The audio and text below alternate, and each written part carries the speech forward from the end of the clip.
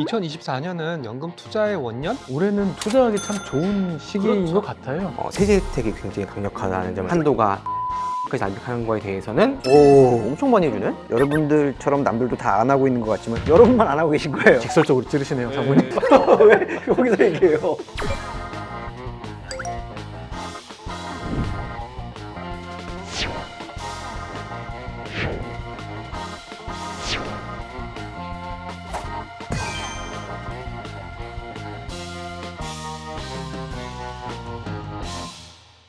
안녕하세요. 삼성자산운용 유튜브 시청자 여러분. 연금술사 두 번째가 다시 돌아왔습니다. 와, 살아남았어요, 우리.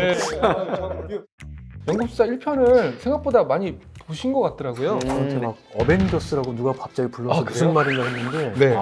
연금술사를 보시고 또 그런 말씀을 해주셨더라고요. 안 그래도 그 상무님도 뭐 연금술사 많이 보셨다면서요? 저도 주변에서 네. 우연히 봤다는 얘기를 많이 들어가지고 깜짝 놀랐어요. 제가 그 방송 나가고 나서 저한테 했던 게 저 몇 살이고요, 얼마 자금 있고요, 어떻게 연금 투자해야 돼요? 이런 질문들을 생각보다 많이 받았어요. 그리고 또 연금 투자라고 한다면 되게 막연하지 않나요? 맞아요, 맞아요. 예, 그리고 또 저는 이런 생각도 했던 게 한국에서는 연금 투자해야 됩니다라고 하면 야, 그거 해야 돼?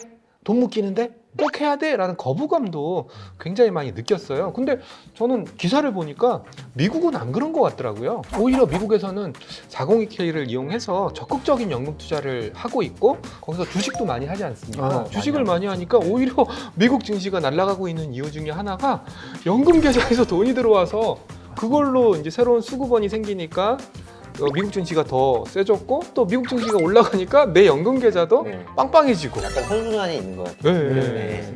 그래서 첫 번째 얘기는 아마 미국 얘기를 좀 해주시면서 왜 연금 투자를 해야 되는가, 어떻게 연금 투자를 해야 되는가에 대해서 좀 간략하게 설명 주시면 좋을 것 같아요. 네, 일단은 연금 투자가 과연 일반 투자하고 무슨 차이가 있느냐 이런 것부터 뭐 잘 모르시는 분도 계실 거고. 그렇죠. 가장 쉽게 얘기할 수 있는 게 지금 말씀하신 대로 뭐 401k 말씀하셨잖아요. 네. 401k라는 게 사실 미국 세법에 있는 401조의 K항 퇴직연금에 나입하는 기여금에 대한 어떤 세제 혜택이 명시가 되어 있는 조항이거든요. 사실 우리나라는 퇴직연금 제도가 이제 준공적 제도라고 해서 네. 사업장들이 대부분 다 퇴직연금을 도입해야 되는 의무가 있는 나라이지만 미국은 사실 이 퇴직연금 제도가 의무가 아니거든요. 그렇기 때문에 사실 이 가입하는 분들이 이 퇴직연금 제도에 얼마나 관심을 갖느냐가 큰 차이가 맞아요. 여기서 발생하는 것 같아요. 출발점이 다른 것 같아요. 네. 사실 미국에 있는 근로자분들께서는 그 기업이 퇴직연금 혜택을 얼만큼 주고 얼마나 넣어주는지에 대해서 내가 이직을 하느냐 마느냐를 결정하는 중요한 요소 중에 하나거든요. 그렇기 때문에 자연스럽게 내가 퇴직연금을 이만큼 준다고 하니까 이곳을 가야겠다. 그걸 또 운용하는 거에 대해서 관심을 가질 수밖에 없는 구조인데 우리나라는 사실 내가 퇴직연금 제도에 관심을 갖지 않더라도 자동으로 가입이 되어 있고 그렇죠. 이게 어떻게 흘러가는지 정보를 내가 알 수가 없기 때문에 태생적으로 미국과 한국의 퇴직연금 제도에서 어떤 운용에 대한 관심이나 어떤 뭐 운용에 대한 즐거움 이런 것들에 대해서 누리기 힘든 구조가 지금까지는 지속되고 있는 거죠. 사실 이 퇴직연금 제도라는 게 박사님 말씀하신 것처럼 근로자들이 회사를 선택할 때 예를 들어서 어느 회사는 보너스를 더 준다. 아니면 어느 회사는 자동차를 준다더라. 어느 회사는 뭐 교통비, 주거비를 지원해 주다라는 이런 서비스 중에 하나였어요. 일종의 처우 패키지였다는 거죠. 그래서 미국에서는 이제 이직 시장이나 어떤 회사에 대한 조건들을 볼 때 그걸 그 회사가 카페테리아 플랜이라고 해요. 카페테리아라고 하면 이제는 뭐 어디 가면 뭐 메뉴 같은 게 있잖아요. 학식 먹는 것처럼. 예, 그런 것처럼. 그럼 우리 따지면 탕비실 플랜이네요. 그렇죠. 그러니까 회사가 제공하는 네. 우리 회사는 이런 혜택들이 있어요 중에 이게 있는 거예요. 이 말은 뭐냐면 보통 이 퇴직연금 제도 기원을 따질 때 정확하지는 않습니다만 19세기에 미국에서 철도 연결할 때 다치는 사람이 많으니까 일하러 안 오는 거예요.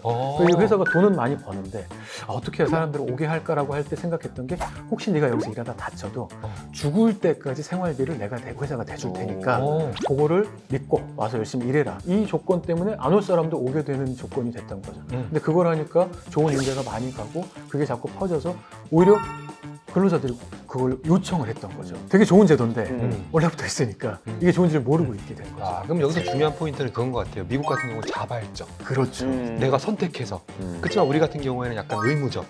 그리고 강제적 이런 부분들이 좀 어떻게 투자를 해야 되는지에 대한 출발점이 좀 달라지게 한 계기가 아닐까 생각을 합니다. 미국에서는 401k가 왜 그렇게 흥행했어요? 세제 혜택이 굉장히 강력하다는 점을 들 그죠? 수가 있을 것 같아요. 얼마를 혜택을 주길래? 401k 계좌에 음. 넣는 한도가 음. 23,000불까지 압력하는 거에 대해서는 음. 정부의 소득공제를 해주는 아, 거죠. 매년 23,000불? 네, 그렇습니다. 그럼 한 3천만 원? 그렇습니다. 3천만 오, 원이네요. 진짜. 엄청 많이 3천만 주네. 원에 가까이. 지금 1,330원이니까 환율이. 그렇죠. 그런 점에서 일단 강력한 세제 혜택이 이 연금 그러니까. 제도를 급격히 이게 부양시키는 효과를 가져오지 않았나. 그럼 미국은 약간 처음 시작할 때부터 약간 DC 중심으로 발달했어요? 아닙니다. 아니에요? 실제로 데이터를 보면은 1980년대에는 DB가 60% 넘었어요. 아, 그래요? 근데 좀 첨언을 드리자면은 우리나라 DB는 퇴직을 하면은 퇴직 일시금이라고 해서 퇴직금을 통째로 다 저한테 줍니다. 그렇죠. 그렇죠. 근데 미국의 DB 제도는 그렇게 일시금을 주지 않고 연금을 종신연금을 줘요. 아. 죽을 때까지. 네, 퇴직금을 지급하기 위한 부채가 너무 커지기 때문에 사실상 경영에 심각한 예전에 그런 이슈도 네, 있었죠. 위험을 겪게 예. 되었고 그러면서 이제 DC로의 전환이 많이 가속화되면서 음. 지금은 DB가 미국 시장에서 30% 미만인 걸로 굉장히 포트폴리오가 공격적이더라고요. 저는 그게 굉장히 인상적이었거든요. 미국 401k에 투자되고 있는 자산들을 보면은 50% 이상이 다 주식입니다. 특히 40% 이상이 자국 미국 주식으로 투자가 되고 있거든요. 우리나라와 정반대의 어떤 그렇죠.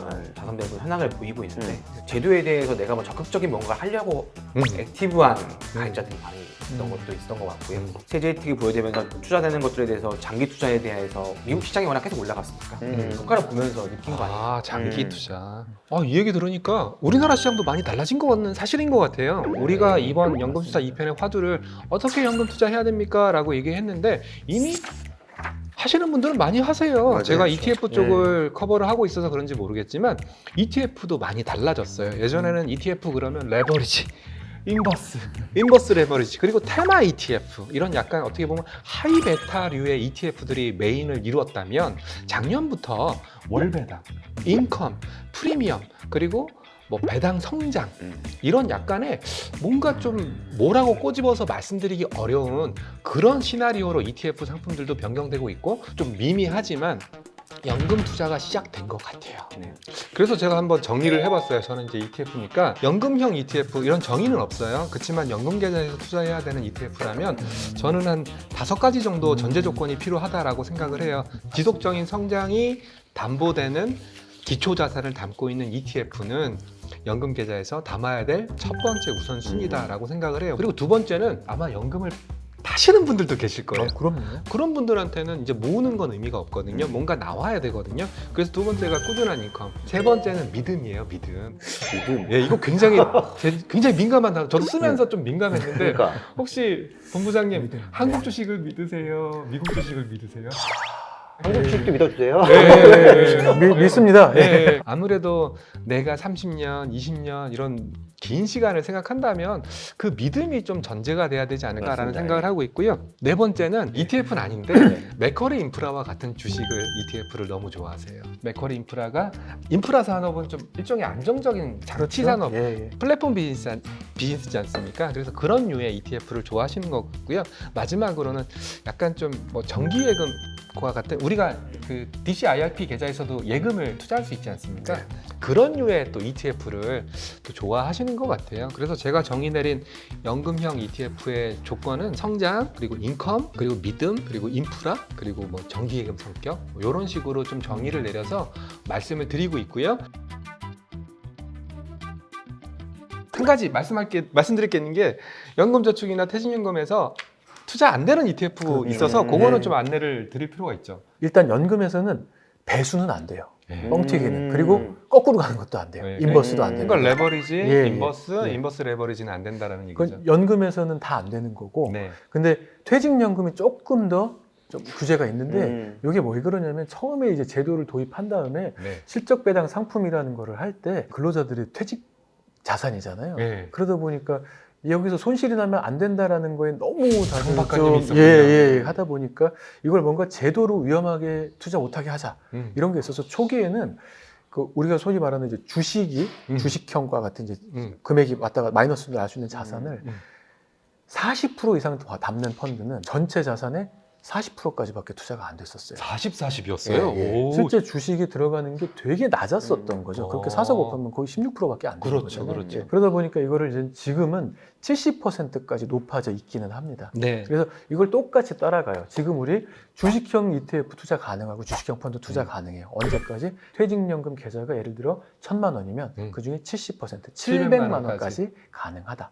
이렇게 기억을 하시면 될 것 같습니다. 그리고 나머지 30%는 예. 주식 비중이 50% 미만인 미만인 혼합형 상품으로만 투자를 할 수가 있습니다. TDF는 거기 할 수 있죠. 근데 여기에 딱 하나 예외가 TDF인 그러니까요. 거예요. TDF는 사실 주식 비중이 많으면 뭐 80%까지도 가잖아요. 네. 하지만 이런 TDF 요건이 되는 이 TDF들이죠. 이 TDF들은 100% 투자가 가능해요. 내가 1,000만 원 있어도 1,000만 원 다 넣을 수 있습니다. 그러니까, 예. 그러니까 이게 TDF에 투자하는 이런 전략이 어쨌든 장기적으로 투자하기에 적합한 조건을 가지고 있다라고 정부에서도 인정을 한 겁니다. 네, 그래서 이제 저희가 드리고자 하는 말씀은 뭐냐면 노후를 대비하는 자산이다라는 생각을 너무 많이 하고 있으니까 깨먹으면 안 돼, 깨먹으면 안 돼 이렇게 생각하실 수도 있지만 나머지 30%라도 좀 상방이 좀 열려 있는 상방이 열려 있는 그런 자산들은 담고 가는 게 좋고 가능하면 이런 연금 계좌들은 독립식으로 투자하시고 글로벌리 분산 투자하셨으면 좋겠다. 그렇죠. 라는 생각을 많이 그리고 오래 투자하시고 오래 장기 장기, 투자하시고 적립, 분산 투자.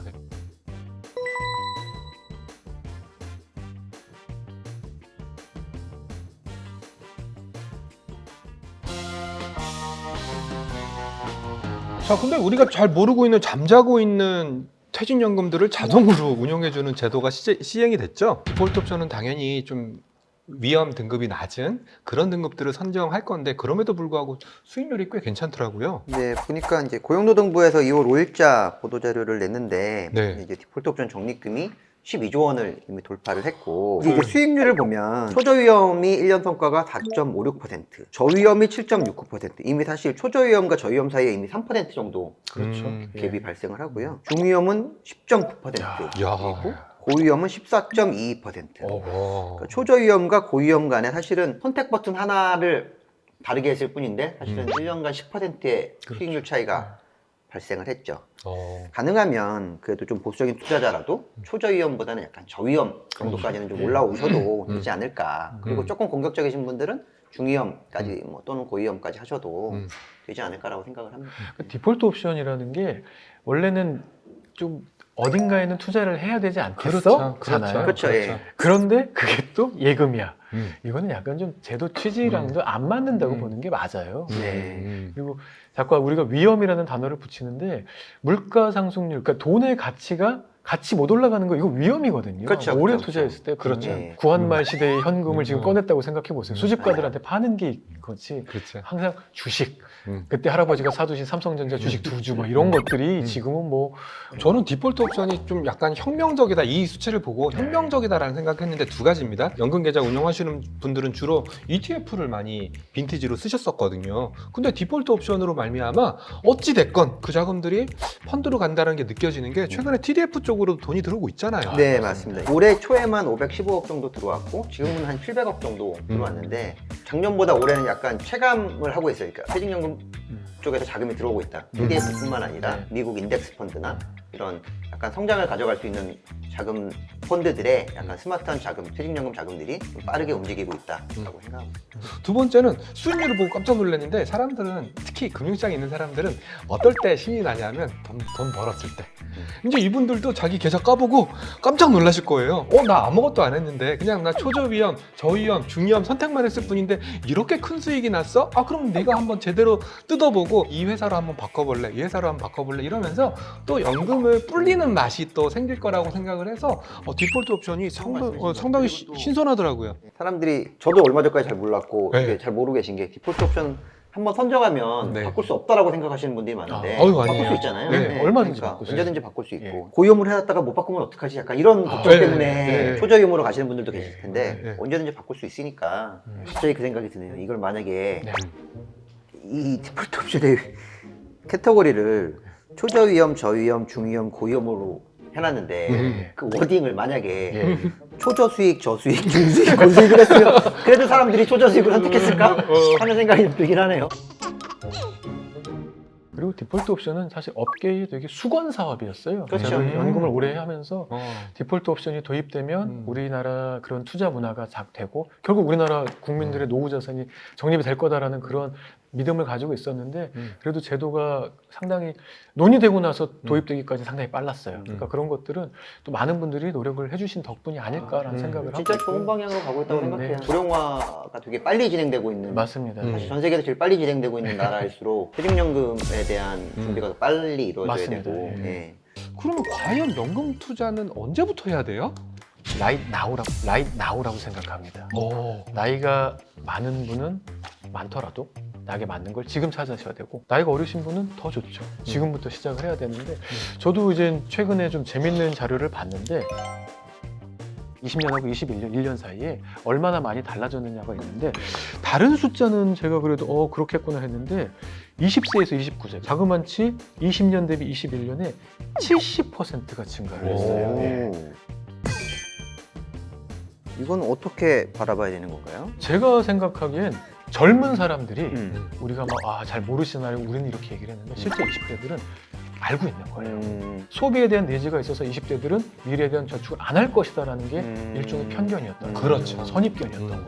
이건 자발적으로 가입하는 거죠. 자발적으로 네. 가입하는 거죠. 예. 그러니까 그런 분들이 늘어나고 있다는 거는 앞으로도 우리가 지금 오늘 제가 말씀드렸었던 투자를 어떻게 하느냐에 대한 부분들에 대해서 이미 다들 많이 궁금해하시고 그럴 수 있는 고객들, 연금저축 가입자들, 펜셔너, 미래의 펜셔너들이죠. 생겼다는 겁니다. 아, 이거 보니까 네. 여러분들처럼 남들도 다 안 하고 있는 것 같지만 퇴직연금을 네. 여러분만 안 하고 계신 거예요. 아, 이게 네. 이 젊은 친구들 벌써 이미 다 하고 있잖아요. 네. 직설적으로 찌르시네요. 네. 그래도 저도 반성하게 되는 게 연구 관련된 방송을 준비하면서 찍으면서 항상 40대, 50대, 60대 어느 정도 이제 그러니까 은퇴가 얼마 안 남긴 분들만 대상으로 했던 것 같은데 오히려 20대, 30대 이 친구들은 더 모를 거지 않습니까? 어떻게 투자를 해야 하는지 알려주면 참 좋겠다라는 생각을 했고 그리고 여기서 20대 한 명 계시지 않습니까? 예, 그렇죠. 예, 20대죠. 20대. 30대 아니에요? 마음만 20대니까 20대로 하겠습니다. 20대는 이제 끝난 지 얼마 안 됐잖아요. 네, 얼마 안 됐습니다. 네, 그러면 이런 분들이 20대 때는 연금 저축 계좌를 뭘 터야 되고 한도는 얼마를 해야 되고 뭐 이런 것들을 좀 구체적으로 알려주시면 참 도움이 되지 않을까요? 네, 20대 분들하고 얘기해서 네. 조사해보고 가시죠. 여기서 얘기하라고. 이때부터 얘기하지 말고 왜 여기서 얘기해요?